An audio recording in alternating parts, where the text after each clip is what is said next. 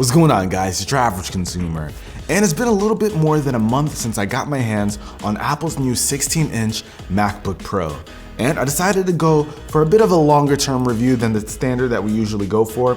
So I'll let you guys know how it's been. Now, this is somewhat a new laptop for Apple. It pretty much shares the same design as the 15-inch and 13-inch MacBook Pros, but Apple has done away with the 15 inches and now put a larger 16-inch display here that has smaller bezels, so you've got more screen real estate.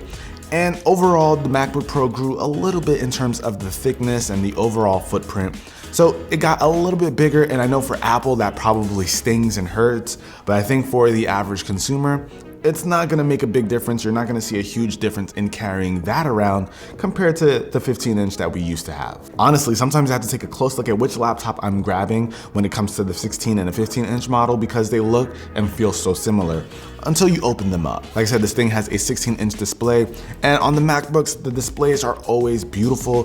They're very color accurate, they get really bright. So there's absolutely no complaints there. For me, it performs exactly as I would want my laptop to. Now, if it were OLED, of course that would be better, but for something that isn't OLED, I'm very, very happy with the quality of the display.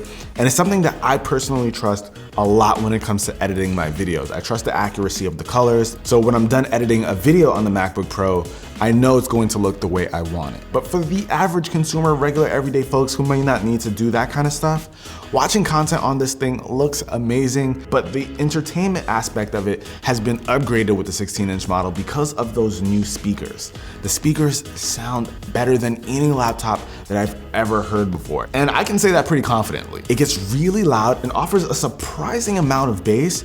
And what's nice about this bass is that Apple's created these subwoofers called force canceling subwoofers that are on both sides of the laptop. And what's great about this is that even if you pump up the volume to really, really high levels, you're not gonna get a laptop that shakes around a lot. You're not gonna feel a bunch of vibrations from the bass. That force canceling technology that they created does a really good job. It makes a laptop have some serious range without being disruptive. Now, somewhere else that Apple's improved that's actually pretty surprising is the mic quality. So if you're on a Skype call or a FaceTime call, the person on the other end is gonna hear you pretty nice and clear. Now, I've actually been able to use this mic for some voiceover work, and it's done a really, really good job. And that's saying a lot. My boy John even did a video where he interviewed Phil Schiller using the microphones on the MacBook Pro, and that video sounded really good. Now, what's kind of unfortunate here is while you've got this awesome mic, the webcam quality isn't that great. It's still the same, I think 720p webcam that has been in the MacBook Pros for ages now. I'm looking forward to that changing. Once that changes and gets upgraded to a better camera, this is gonna be a really, really complete laptop. But as of right now, webcam quality is meh, while the mic quality, mwah.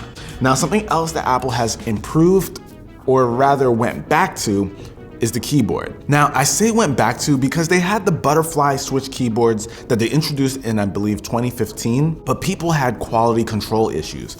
Me personally, I believe my 2015-inch MacBook Pro has a bunch of keys that no longer function well.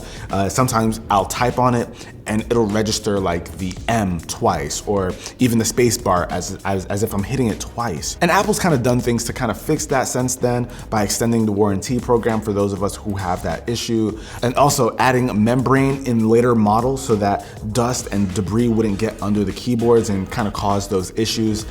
But I think Apple has finally listened to the people. They don't really like the butterfly keyboards, and they went back to, I believe, the scissor switches that they had back in, was it 2015 or was it 2014? I could be getting my years wrong here, folks, but they went back to a previous design. Now, I absolutely love the previous model of the MacBook Pro before the 2015 model.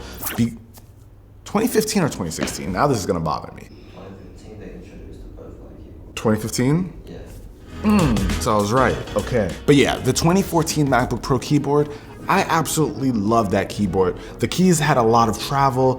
When you pressed it, you knew you were pressing an actual key instead of like those flat ones. But now with this new keyboard, the keys aren't as tall as back in 2014. Oh, but they're tall enough, guys. It feels amazing to type on this. It is exactly everything that I wanted my MacBook Pro to go back to. So big kudos to Apple for doing that. They also listened about the escape key being a physical key instead of part of the touch bar. Now, a lot of people don't really like the touch bar. I personally love it because when I'm using certain programs, you get these features that you're able to toggle between that you just don't have access to without it. So I'm a huge fan of the touch bar, but I'm glad that the escape key is still a physical key. And they even took away the Touch ID. It's no longer all one big bar. Now the Touch ID also has its separate section. It's a nice dedicated spot for your finger whenever you want to use Touch ID. So I also like that change, but that one's not as major. Apple's also changed the arrow keys. Now the left and right are smaller keys. Not a big deal, but if you're someone who just likes to feel around on the keyboard, not really take a look at where you're pressing, it might help. So Apple has gone ahead and made improvements and fixed certain things that people had issues with in the past and made this a lot better.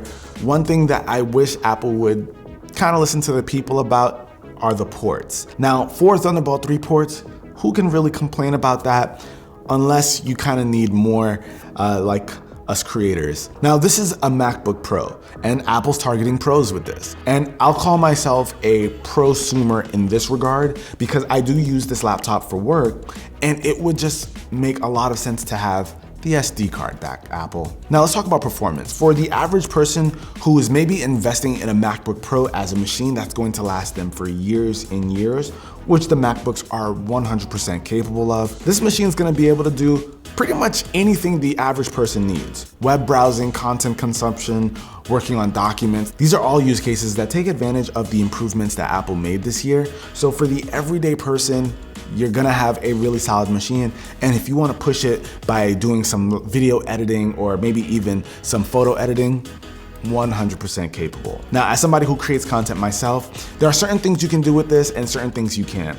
We shoot with a lot of different cameras here.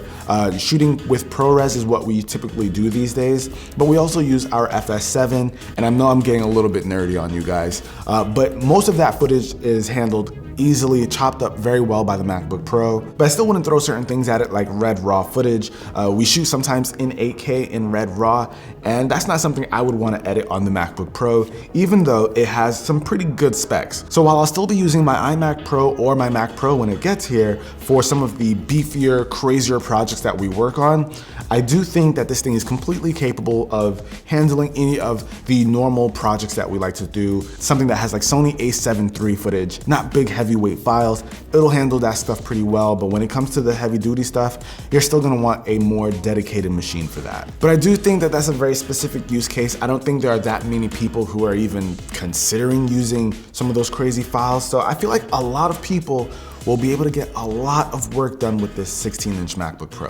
And you can't forget the fact that this thing is a laptop. It still has a lot of power, and being able to take that on the go makes life a lot easier. So if I'm out in LA shooting a video and I need to get it chopped ASAP, I have full confidence in this guy. Now, when it comes to battery life, Apple's done something pretty amazing here. They put the biggest possible battery that US regulations allow you to take on a flight with you, and this thing definitely shows. When it comes to standard use, and I'm talking web browsing, watching content, that kind of thing, you're gonna be able to use this for hours on end, take it on a flight with you. You're not gonna have to worry about the battery life at all. But if you are doing things like video editing or maybe some serious photo editing with some really large files, I wouldn't expect the same mileage. You're definitely going to have to plug in for that kind of thing. I am really happy Apple focused on battery life here, and they didn't care that they increased the size of the laptop.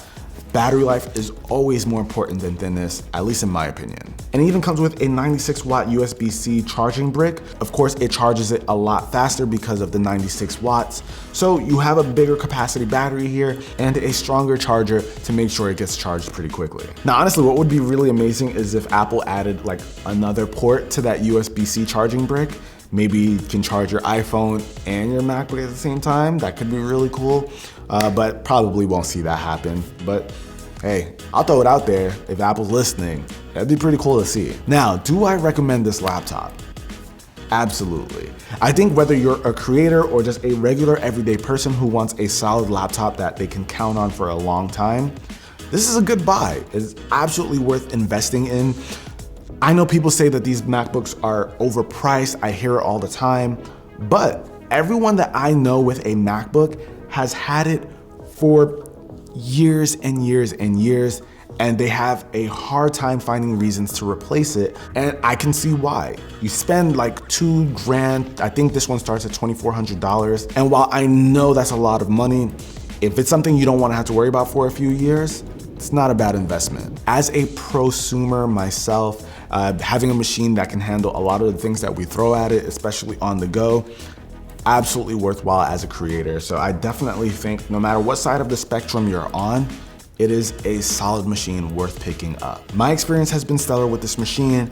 I have no real complaints, just a couple of things that I would really like to see added, like that SD card. But outside of that, I can't really complain here. But hopefully this video has helped you out. These are my opinions after a month of having the MacBook Pro. You guys let me know what you think in the comment section down below. If you enjoyed this video, be the cool guy or girl that gives it a thumbs up. I'm gonna catch you guys in the next one. Till then, it's your average consumer. Peace.